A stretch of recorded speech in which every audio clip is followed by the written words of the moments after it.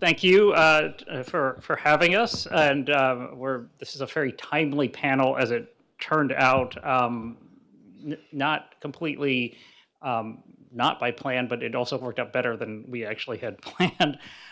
In that just today, just this morning, the Supreme Court announced that it will hear the North Carolina and the Maryland partisan gerrymandering cases on March 26th, Tuesday, March 26th. So time for a road trip. If you were planning on going to Cancun for spring break, maybe it's time to retool and go to DC and stand in line at the Supreme Court and hear the arguments there. But so first of all, a happy New Year to everyone, both the New Year that was back in early January and the more important New Year that is to come like in a week and a half.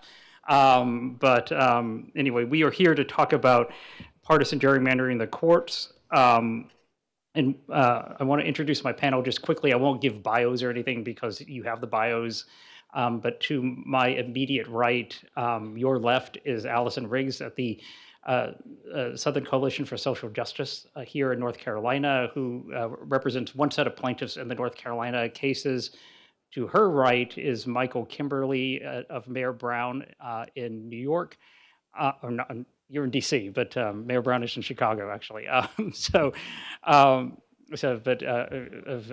Mayor Brown in DC, who represents the plaintiffs in the Maryland case.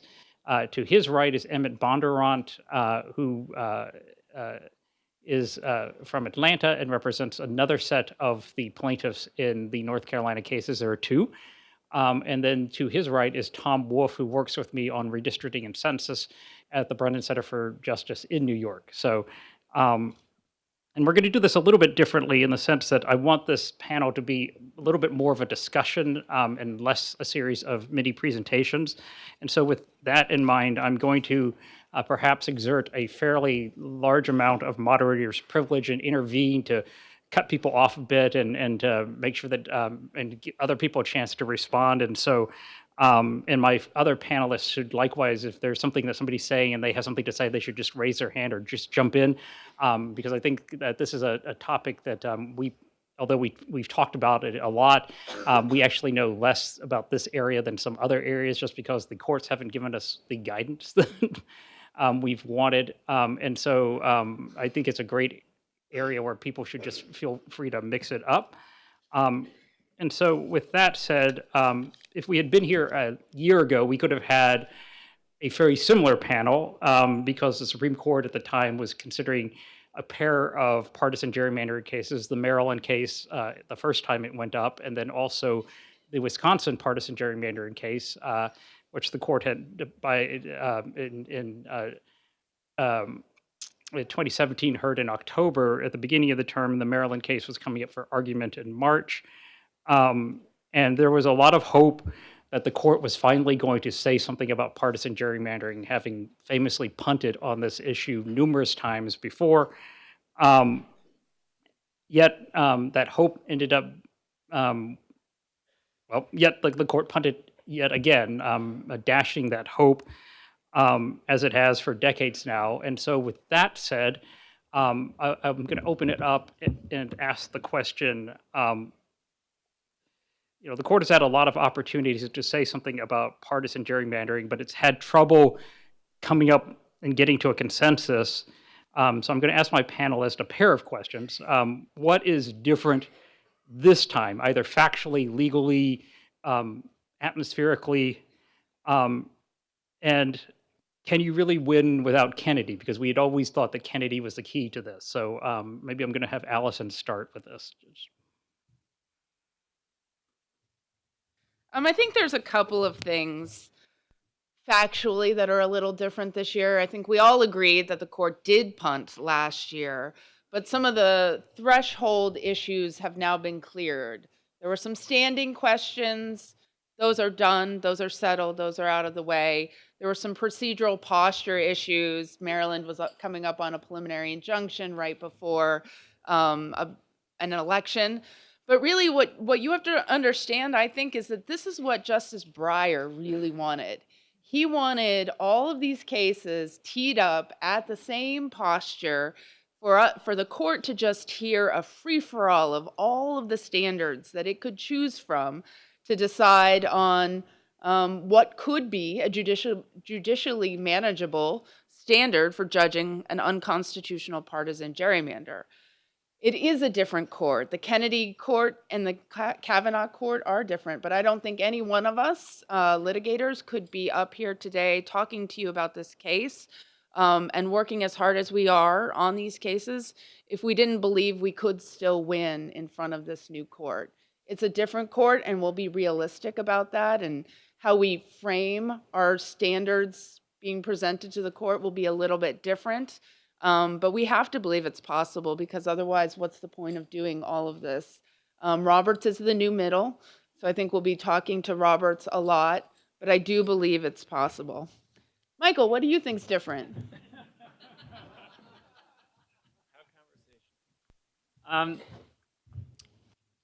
So I think one of the differences is, as Allison suggested, that the three cases are up together, but we also have more information now. And so I think the way that these three cases, even though in some respects, some fundamental respects, they continue to present similar legal theories that they did last time, I think those of us litigating these cases, one, know now that more narrow and modest approaches may have the better chance of success. I think last time around, particularly with the Wisconsin case, there was a real effort to swing for the fences and knock everything out with a big sort of all-encompassing theory that would end it once and for all. And I think that's just a much harder approach to take now that the Supreme Court has told us that these sorts of cases have to be brought one district at a time. I think also this time there are some sort of collateral consequences of having all three cases up at the same time, and that's that we all in turn are coordinating more closely. All of the litigators, I think, are cooperating more among each other and thinking about presenting really three distinct ideas that present much more of a, it's sort of a portfolio diversification theory. It doesn't help if all three cases are presenting, only slightly different takes on the same basic theory. So we're really presenting fundamentally different ways of thinking about the case, but rather than viewing these ideas as in competition with one another, I think we're all thinking about it much more as just giving the court options so that it can pick the approach that it's most comfortable with. The Wisconsin case raised issues that had standing issues that are simply not present in either the Maryland case or the North Carolina cases. Wisconsin was a challenge, a statewide challenge under the Equal Protection Clause on a theory that basically said Democrats ought to be entitled to proportional representation in the Wisconsin legislature. The Supreme Court ended up holding, it was brought on what was called a vote dilution theory. The Supreme Court said, you vote in a district, you don't vote statewide, your vote has to be diluted in a district, you have to prove vote dilution in your district. And in that case, they did not call a plaintiff who lived in a diluted district. They called only one plaintiff who admitted that his vote was not diluted in his district. It would have voted Democratic come hell or high water. And the Supreme Court reversed. The other cases are deliberately structured to be different. The North Carolina case, and I'm speaking of the Common Cause case, not the League of Women Voters case, was deliberately brought under the First Amendment of the Constitution, not under the also under the Equal Protection Clause, also under Article 1, Section 2 and 4 of the Constitution. Article 4 has been interpreted by the Supreme Court as saying a state does not have the power to try to dictate electoral outcomes in congressional districts. A state does not have the power to favor or disfavor a class of candidates. That issue has never been litigated. So that's another difference. The First Amendment issue was in the Wisconsin case, but not argued in the case. It is, however, the cornerstone of the Maryland case. The North Carolina case is district specific. That is, there are individual plaintiffs in all 13 districts, each of which is complaining that you gerrymandered my district and hurt me in multiple ways. You diluted my vote if I were a Democrat who was placed in a what is called a cracked district in which I am hopelessly outnumbered by Republicans, and that's what you intended.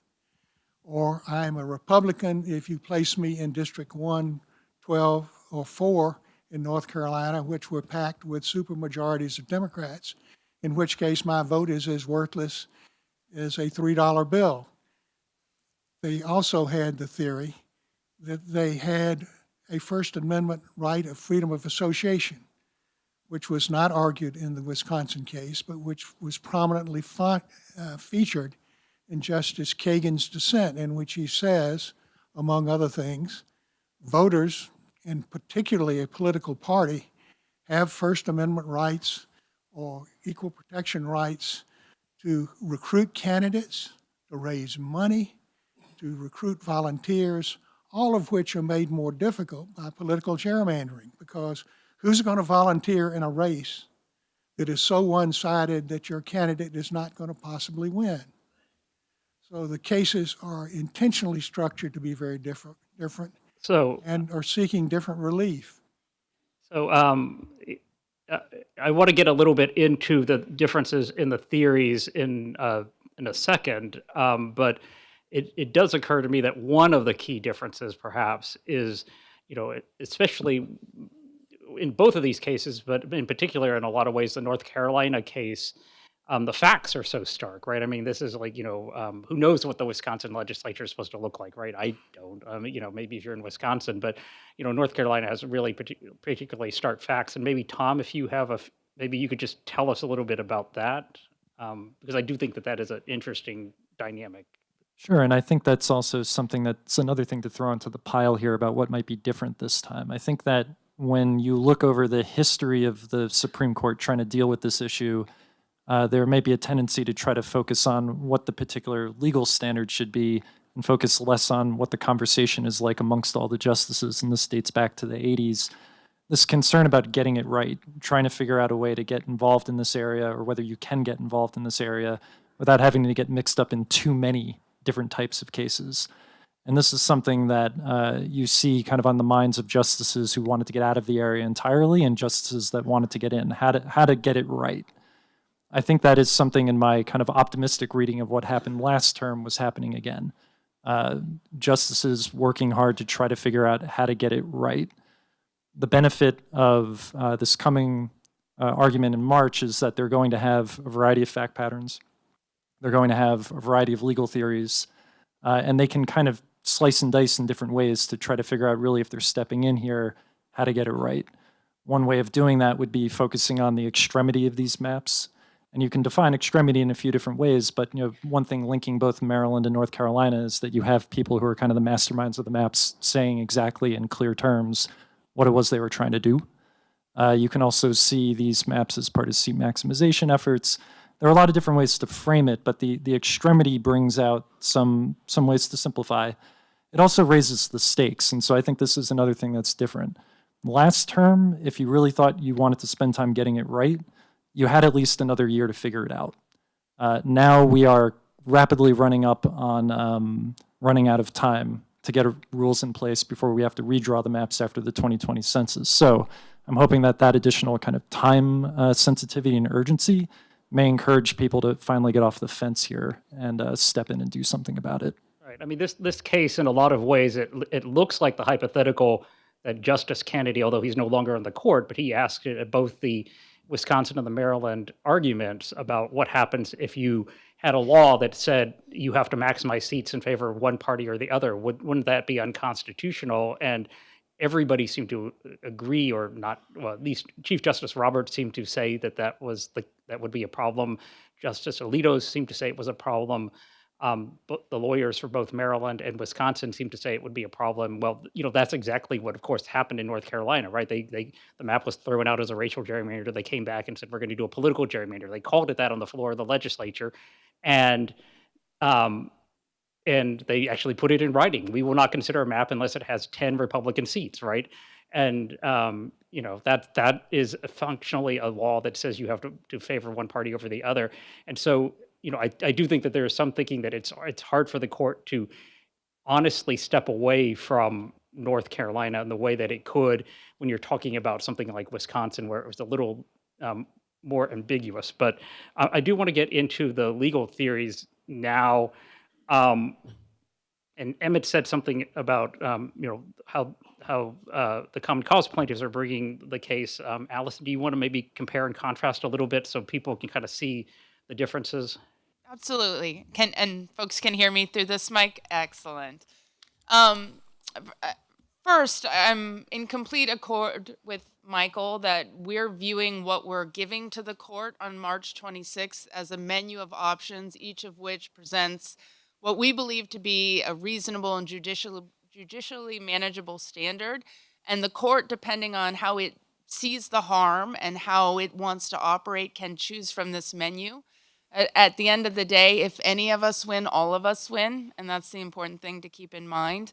I represented the League of Women Voters plaintiffs, and we led with a different theory, a vote dilution theory, because we thought that given the court's frustration with this being a novel area of the law and not knowing how to figure out where the line was, that by using a vote dilution standard, we could compare the analysis that the court would need to do to find a partisan gerrymander to the same kind of analysis that they're used to doing applying Section 2 of the Voting Rights Act.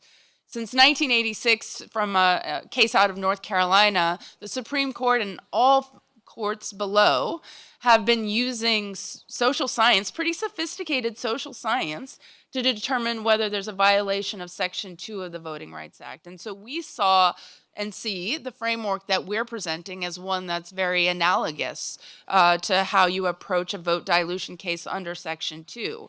We think that the test that we have proposed is three-pronged, much like the test for vote dilution under Section 2.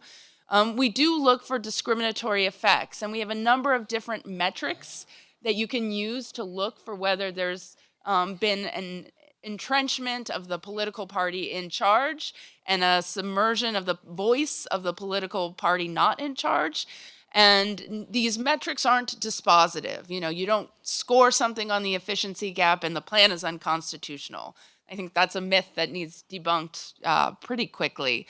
But using these three different metrics that we've proposed to the court, if all of these metrics are consistent and they all show a discriminatory effect, our experts said that's when you throw a flag. It's when you raise the curtain and look at some other things. And so you look to see whether there's evidence of discriminatory intent. In North Carolina, it couldn't be more plain.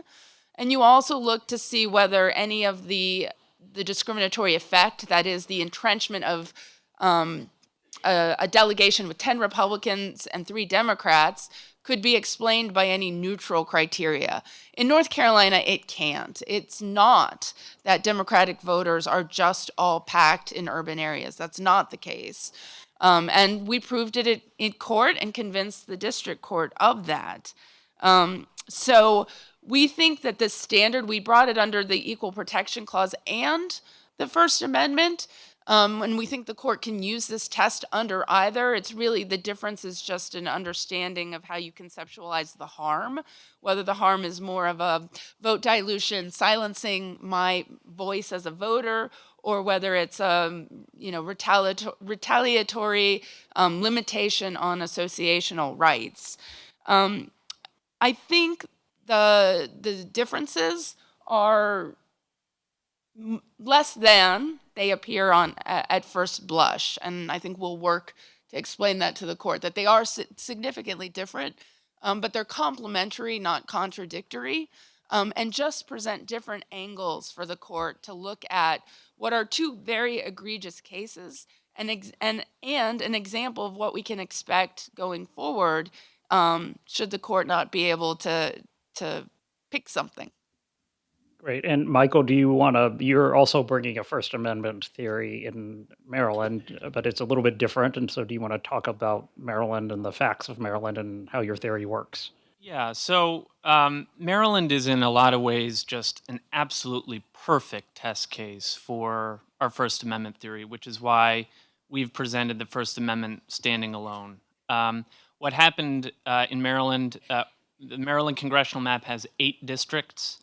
The breakdown of votes, so not talking about registration, but actual votes cast, is almost perfectly, in 2018, it was almost perfectly 2/3 Democratic, 1/3 Republican.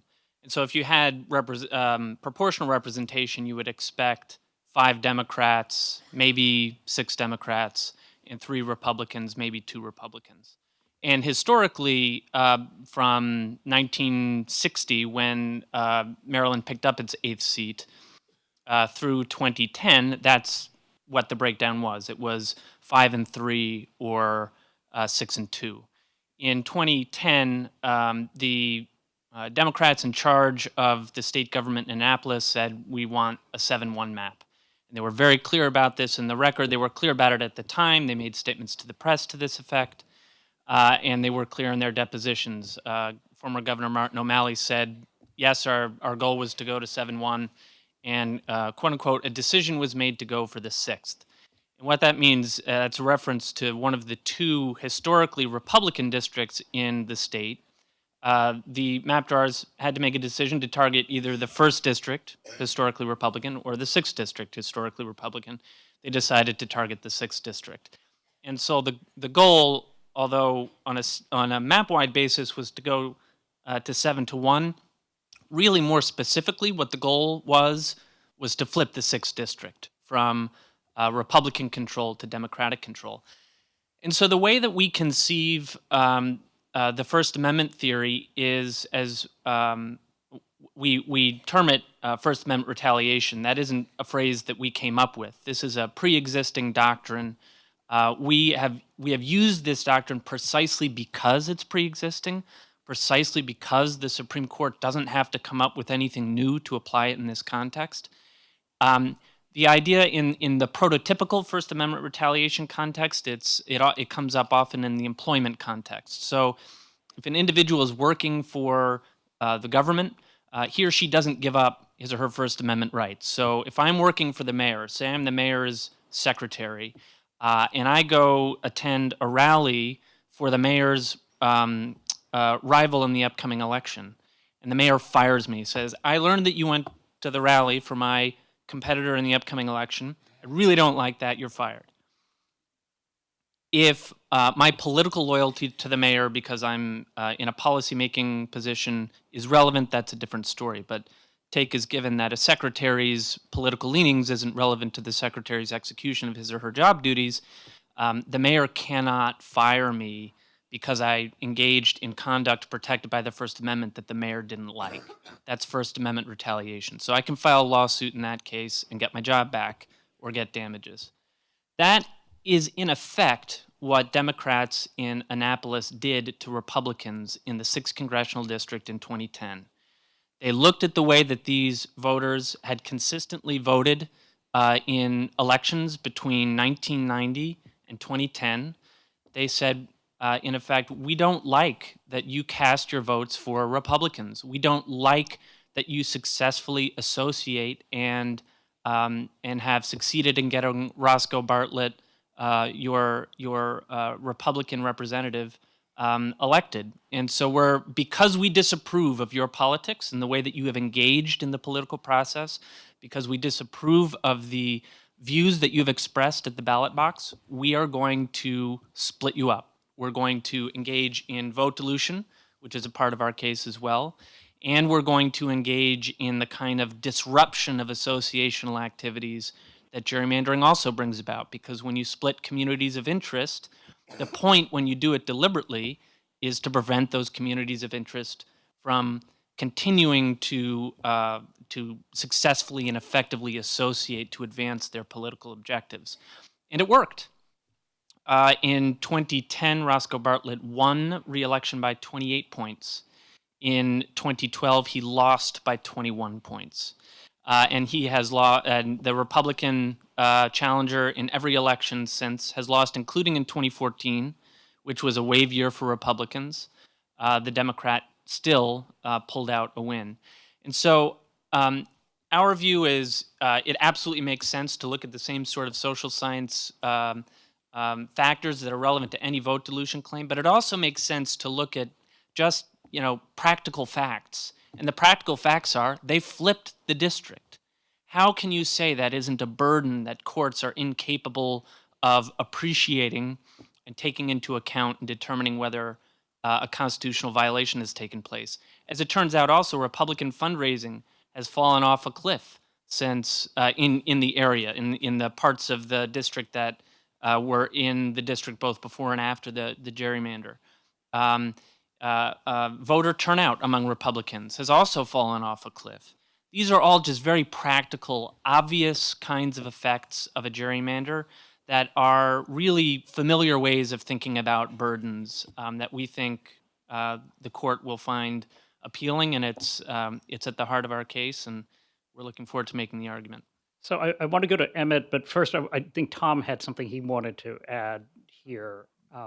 Sure.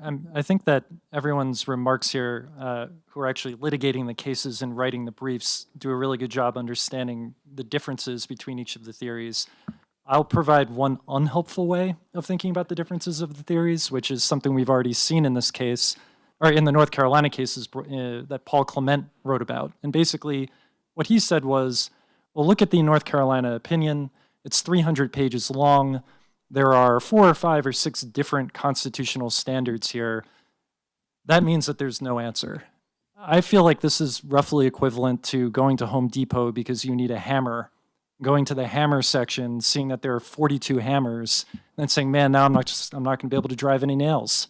There are too many choices. The fundamental point with all of this is that the reason why there are so many standards in play is because these maps are extremely unconstitutional. They violate the Constitution in 5 or 6 or 7 different ways. And as a result, there are 5 or 6 or 7 different doctrinal avenues to figure out what you want to do. The question here, though, isn't do we have an answer? The question is, do we have a standard that works for us? And between all of them, the court should be able to find one. I love that hammer analogy because one of the things we're worried about is a ruling of non-justiciability, and you have so many hammers that we've presented to them for the court to say there's no hammer doesn't quite make sense either. So, and Emmett, I know that you also are bringing an Article 1 claim, and I was hoping you could talk a little bit about that, because one difference between Wisconsin and the cases that are coming up for at the Supreme Court this term are that both sets of cases this term involve congressional maps, unlike Wisconsin, which involves state legislative maps.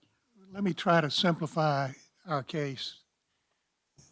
We in Maryland agree on the First Amendment. There is a First Amendment doctrine called viewpoint discrimination, of which retaliation is one, denial of public benefits or a scholarship would be another.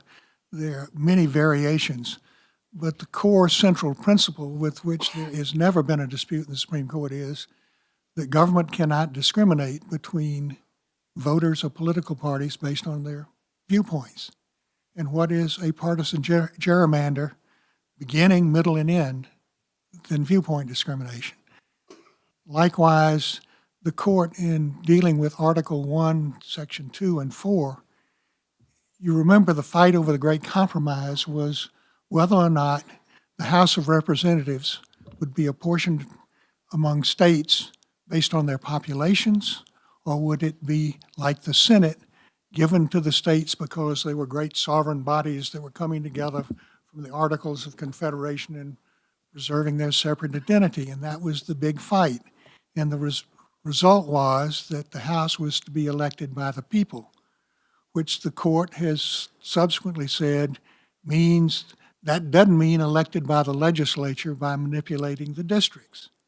And that is essentially what a partisan gerrymander does. But then under Article 1, Section 4, there are 2 clear Supreme Court cases.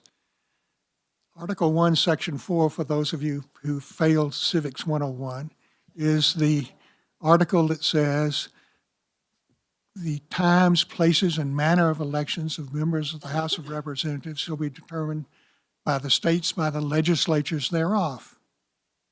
And the states, that is the source of the power of the North Carolina General Assembly to draw congressional districts. That is not, however, an inherent state power. It is not a power of sovereignty. It is a delegated power from the federal Constitution to the state, unlike its power over its own General Assembly. And the Supreme Court has said in 2 cases that that is a power to adopt procedural rules for the conduct of the elections. But it does not include, quote, the power to dictate electoral outcomes or to favor or disfavor a class of candidates. Well, in plain English, you don't need a law degree or a PhD in physics to figure out that the partisan gerrymander's purpose is to dictate electoral outcomes. When you gerrymander the districts, as the North Carolina legislature did, you dictated that a Republican would win 10 out of 10 what are called split districts or cracked districts, in which Democrats have been ethnically cleansed and put into other districts and put into packed districts with supermajorities. And likewise, you have dictated the outcome that a Democrat will be elected come hell or high water in the 1st district, the 4th district, and the 12th district, no matter what. Or, if you want to look at it on the other side, favor or disfavor a class of candidates. The beauty of either of those 2 theories, First Amendment or the Article 1 theories, is it would be a very simple decree. You heard in one of the earlier panels, what we need is a rule that legislators can understand, a clear rule, something clear. Here's the line, fellas. You get on this side, you're okay. You get on this side, you're not. We have such a standard in congressional redistricting, in the one person, one vote rule. It did not exist before 1964. It says you must draw district lines from equal populations. And that doesn't mean like horseshoes, sort of close. It means equal. And if you are off by 100 votes in 100 people in a district of 700,000, you have violated the Constitution. You can come closer. Likewise, a rule that says to the legislature, you can't favor one party or the other, or one kind of candidates or the other, or you can't kind of try to dictate electoral outcomes, is a rule that any legislator can understand. And it has the advantage of discouraging litigation. Nobody litigates the one person, one vote rule anymore unless they're fools. Because if you do the math and you're off by 100 or 1,000 voters out of 700,000, which is, less than 0.001%, you lose. And a similar rule that says don't discriminate based on political viewpoint, just like don't discriminate based on racial viewpoint, or don't discriminate based on religious viewpoint. Nobody in this room would doubt for a minute that if the North Carolina legislature said, we're going to draw districts so that only Protestants can hold a majority in the state legislature, and Catholics and Jews and Muslims and Hindus and everybody else will be relegated to minority status, that you would say, that's a First Amendment violation. That's unconstitutional. That's contrary to everything we believe.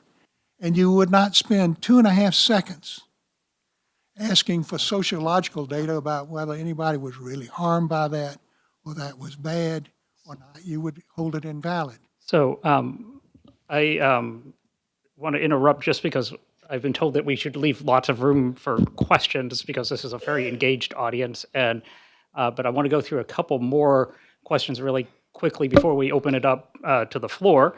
And the first is, when we go to the Supreme Court, we always talk about, people stand on the steps of the Supreme Court and say, end partisan gerrymandering and stuff like that.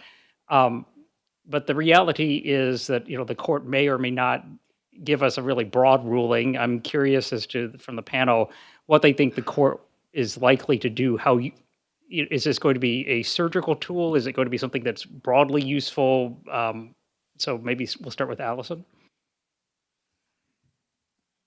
So I think I like this question because I have the unique perspective of being a trial attorney and an appellate attorney. I think the Supreme Court, as is its tradition, will try to issue as narrow a ruling as possible, and then it will be up to us as we use it as a tool to fight gerrymandering in the future to argue its facts. I mean, I'll give you an example. I think Michael's case presents a very narrow way of approaching partisan gerrymandering. And at first I was concerned that if Michael wins, how will I use that to prove that North Carolina is an unconstitutional partisan gerrymandering? Because we didn't have a flip. We had a partisan gerrymandering already. But the more I've thought about it, the more I've come up with arguments that I can straight face make to a district court about why, the idea that you could racially gerrymander to flip districts and then just call that, change your mind and call it a partisan gerrymander and be safe, that could fly.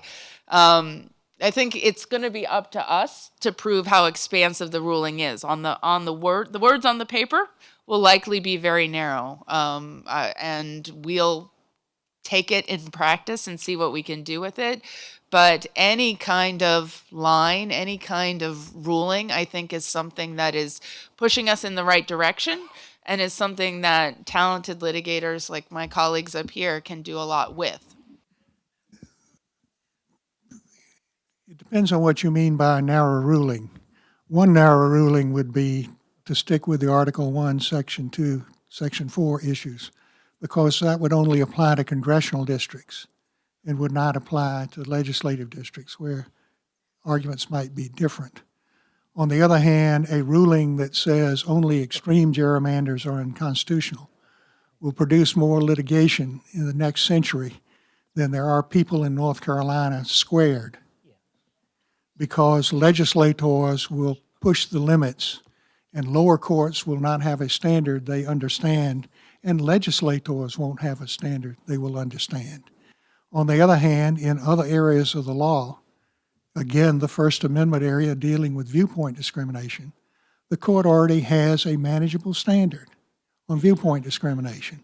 It is said with no ifs, ands, or buts, don't do it. And if you do it, you have violated the First Amendment and you are hereby enjoined and don't ever do it again. And they have applied that broadly in many areas. So I want to let Michael weigh in, and then I'm going to open up to the floor really quickly. We're going to have to make some adjustments because in good North Carolina fashion, there has been a problem with a bathroom, and we're going to have to readjust where we are and stuff like that. I don't quite understand all the details, but Kathy just came up here and told me that there has been a bathroom issue. So anyway, welcome to North Carolina, right? So Michael, if you could weigh in, and then I'm going to open up the floor to questions, and then we'll leave some time for us to move around into different parts of the building. So I have 3 young boys at home, and toilet talk has a particular meaning in my household. I'll avoid it here. I would just make a practical observation rather than one based about the theories and the different ways the court might be able to do it. I think if the court if you view it as binary, either the court will rule for the plaintiffs or they won't. Obviously, the narrowest way and the safest way is just to rule against us. If they rule for us, I think the Chief Justice in particular is going to be very concerned about a narrow ruling. And that's because all of these cases are, any constitutional challenge to congressional redistricting is heard according to a very special procedure where you get a district court comprising 3 judges with appeals immediately as of right to the Supreme Court. So in an ordinary case, you get a district court of 1 judge with a jury, and then you go to the Court of Appeals, and then whether you get to go from the Court of Appeals to the Supreme Court is up to the Supreme Court. You can ask the Supreme Court to take the case, but the Supreme Court can say no, and 98% of the time it does say no. These days it takes about 70 cases a year. That's not very many. This is called the mandatory docket. When you get a 3-judge district court, It's on the mandatory docket, and the Supreme Court cannot say no. It can decline to hear argument, and it can instead decide the case on the briefs only, but it will find itself caught up in these cases if it announces a rule that, as Emmett suggested, opens the door to lots of follow-on litigation. I think the Chief Justice is deeply concerned about the role of the Supreme Court in the political life of the nation. He doesn't want the court seen as a political institution, although we all know that it is. And so I think what that means is whatever rule they announce, his vote will be essential, and he will want to make sure that this is not opening the door to the court getting involved in every congressional map that gets drawn from now until 2050. Okay, so I'm going to open it up to questions, and I think there's somebody with a microphone. Is that right? Yes. So if you have a question, raise your hand, and let's just who has a microphone back there? You. Sam has it. Go ahead, very quickly. Hi there, Sam Wong from Princeton University.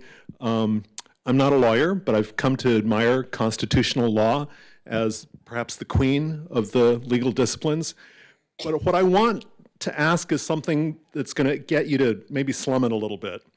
And we've all been talking about federal constitutions, and I think I have a question for Allison Riggs and also for Emmett Bondurant. And I want to ask about the North Carolina Constitution. Now, my staff and I have read all 50 constitutions looking for First and 14th Amendment-like protections in state constitutions. The North Carolina State Constitution has guarantees that Justices Kagan and Roberts, Chief Justice Roberts, have written about. The North Carolina Constitution has protections of freedom of speech, freedom of assembly, due process, equal protection, and free and equal and open elections. Can you imagine a scenario in which this doesn't really work out the way you want to with the Supremes, and you come back and you say, Justice Earls and all the other justices of the North Carolina State Supreme Court, would you take a look? Is there a scenario like that? So there is a North Carolina partisan gerrymandering case pending in the state courts, and so that will get tested. And of course, as you know, the Pennsylvania Supreme Court struck down a map there, and so I do think that that's a fruitful avenue. But the others can respond as well. But perhaps what we can do is get a few questions on the floor, because I'm being signaled that we need to. The bathroom situation requires us to move, so I want to get questions, and if everyone could be sure to ask a question, it ends in a question mark, and let's do that. Let's get 3 or 4 out there, and people can pick and choose and answer. So, hello, I'm Bill Wheaton, interested citizen and a geographer. I'm wondering if the fact in North Carolina that there are so many unaffiliated registered voters, almost as many as Republicans, has any effect on any of your cases, and if so, how? So another question. Raise your hand if you have a question. Okay, yeah, back there in the red sweater.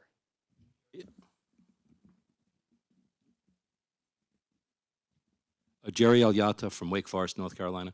Are there any technical or legal reasons why the Congress of the United States can't legislate a solution to this problem and stop this legislating from the bench stuff? Okay, great. And we'll do one more question up here in the pink, I think. Let's do that.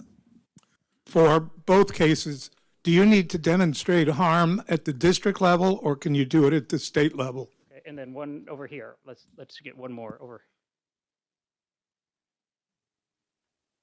Mainly because she's wearing pink and has been very set up front, so I feel like that's like a... So I wear it. It's nice. Yeah. So if you had a situation where it wasn't necessarily a Democrat-Republican dynamic, but you had, let's say you could prove that there was gerrymandering aimed at a specific individual, either an incumbent to reward them or to punish them, it didn't necessarily result in a flip, or maybe was Democrats trying to punish a fellow Democrat or Republicans trying to punish a fellow Republican. Is that something that a constitutional case could be made? Is that something that a legal case could be made around? Okay, so I will open it up now to my panel. I will answer very quickly the question about Congress. Congress could fix it for congressional districts. They have the power under the Elections Clause to do that.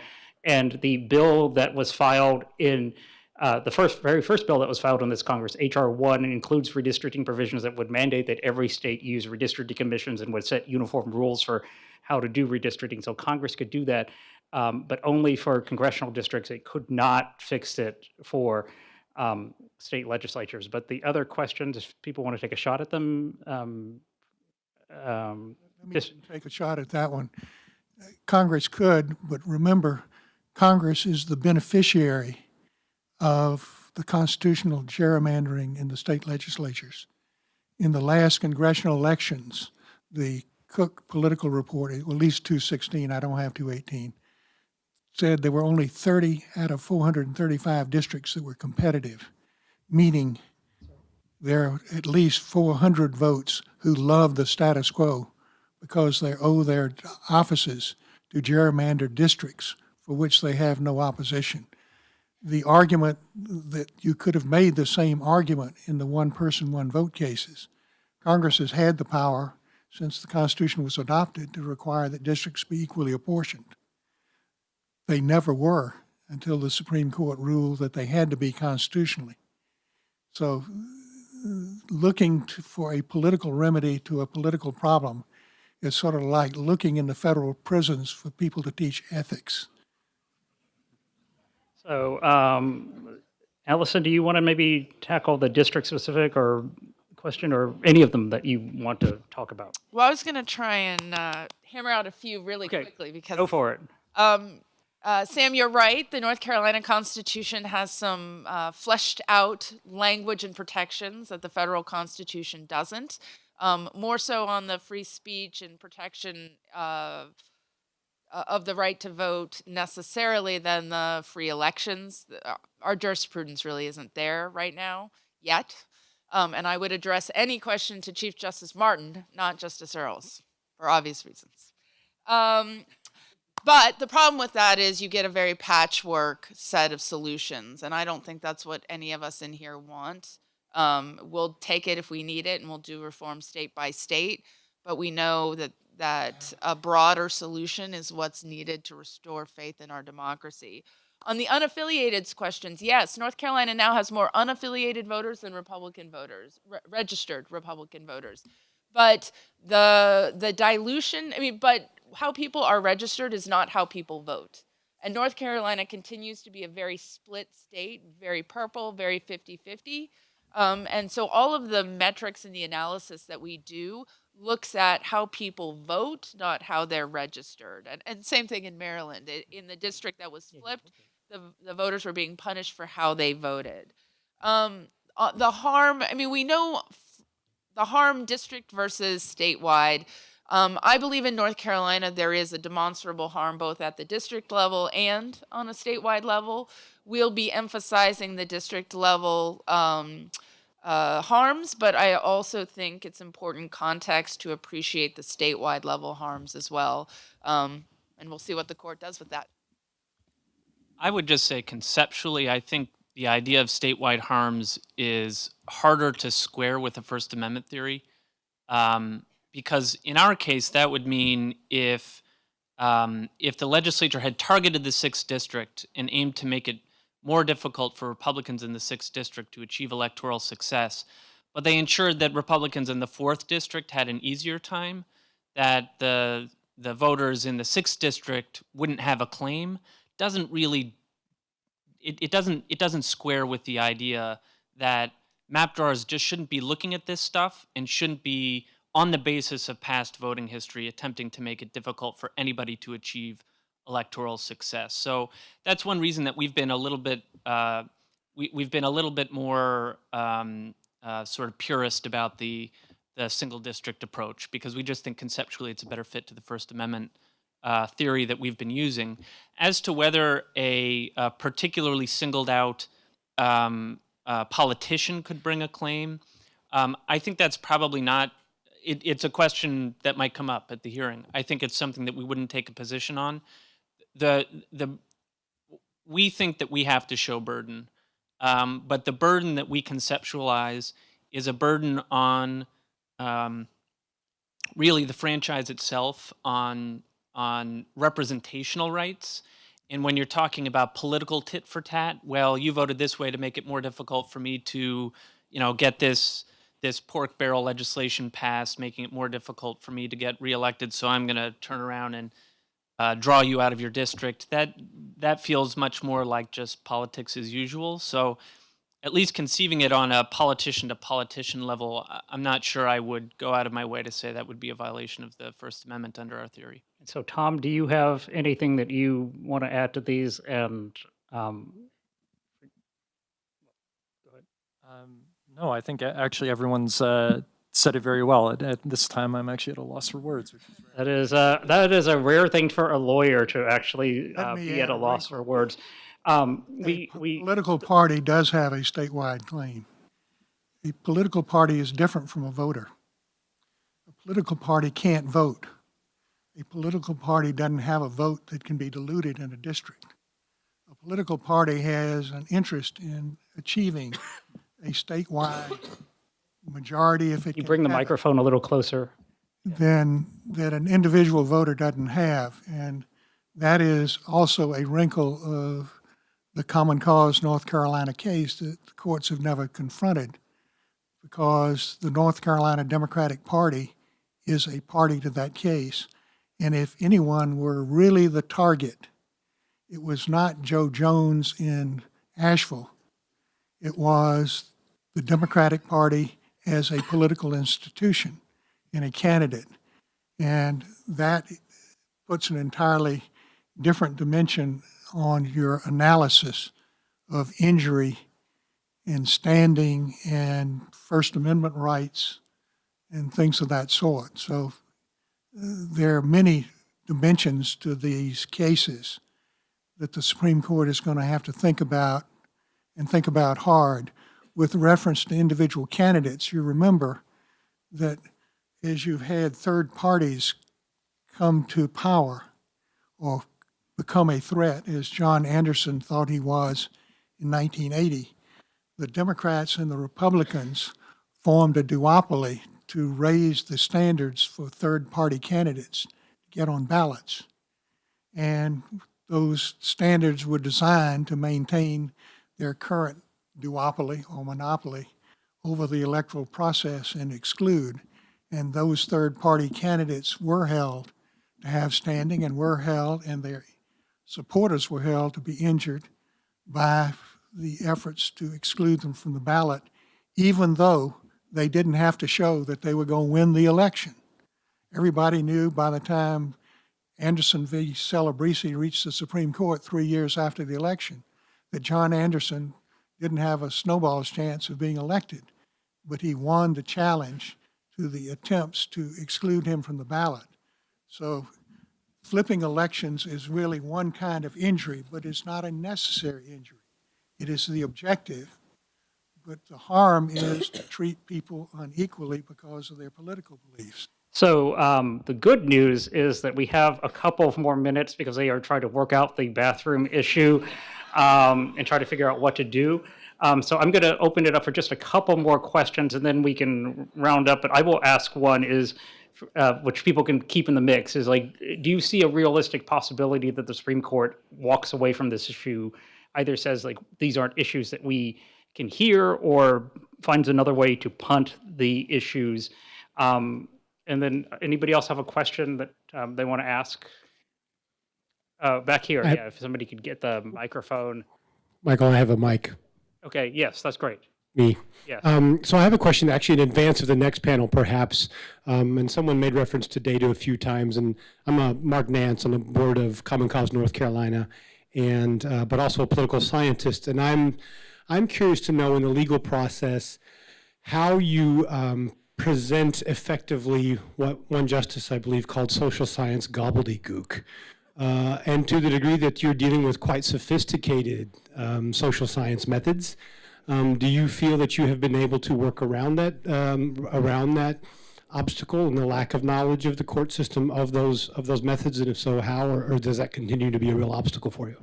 Great. And if anybody else has a question, you can get a mic over here. Yep. This is not unrelated to that. I'm Marsh Hardy from Raleigh. When selecting a hammer, don't just take a ball-peen hammer off the wall because that's what was used in Wisconsin. If there's a much larger steel claw hammer in front of you, yeah, that might be more useful. I applaud the panel's intention to try to find relatively objective measures of discrimination and not simply rely on what legislators say, because of, like in racial discrimination cases, if they're held accountable for what they say, they'll just hide that from the public.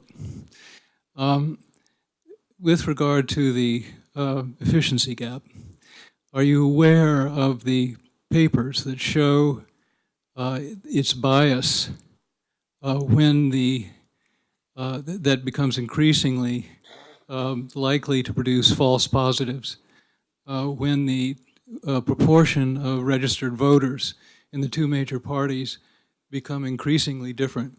And in a case of, say, 60-40, which at one time represented the portion of Democrats to Republicans in North Carolina, that alone suffices to generate a false positive. Great. That's a great question. I'm going to open it up for my panel if people just want to respond to my question or any of the questions that were sort of thrown out there. Tom has something to say. I do have some words this time. At least on the social science front, I think one thing that the panel in the North Carolina case was very good at in its original opinion and reiterated on remand that I think is fundamental to understanding how social science works in this area and a lot of other areas. In these cases, people are not asking the Supreme Court to constitutionalize any particular quantitative measure of gerrymandering. In fact, what these things have been doing in these cases is serving the role of evidence, not standards. So you've noticed that the panelists today have spoken entirely in terms of legal principles and not in terms of numbers. And the basic intuition here is that what the court is ultimately looking for is a legal principle. Litigators can help the court get there through social science evidence in the same way they can get there through transcripts of what legislators were saying in closed-door meetings or open-door meetings. All of these things are sort of part of the mix.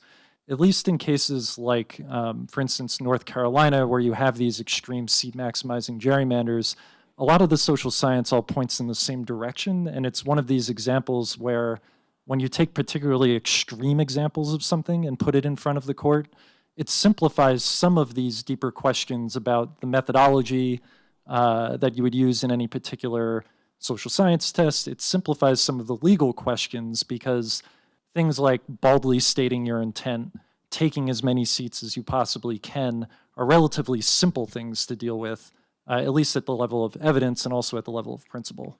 So if anybody else has something to say, they can, or I'll give everyone just a chance to have a final word, if you want.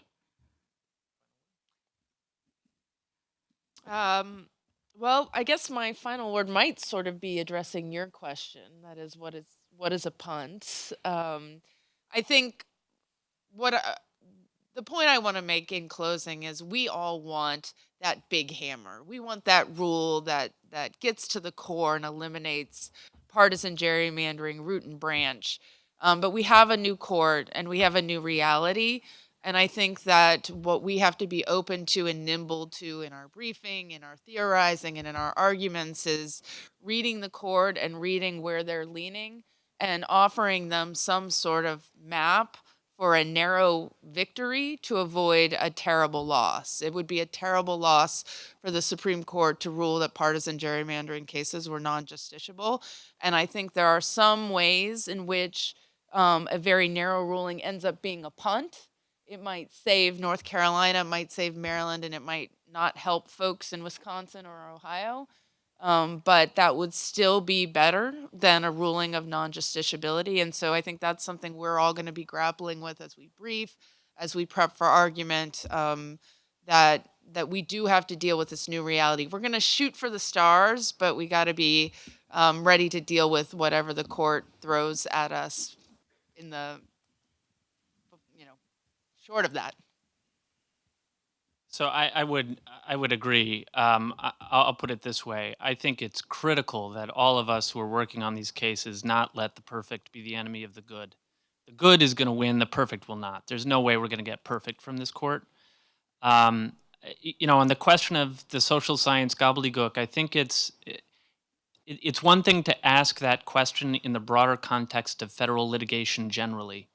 Emmett and I both do a fair amount of antitrust work. Courts ruling in antitrust cases have to grapple with really sophisticated, complicated economics principles that are outside their typical ken of expertise.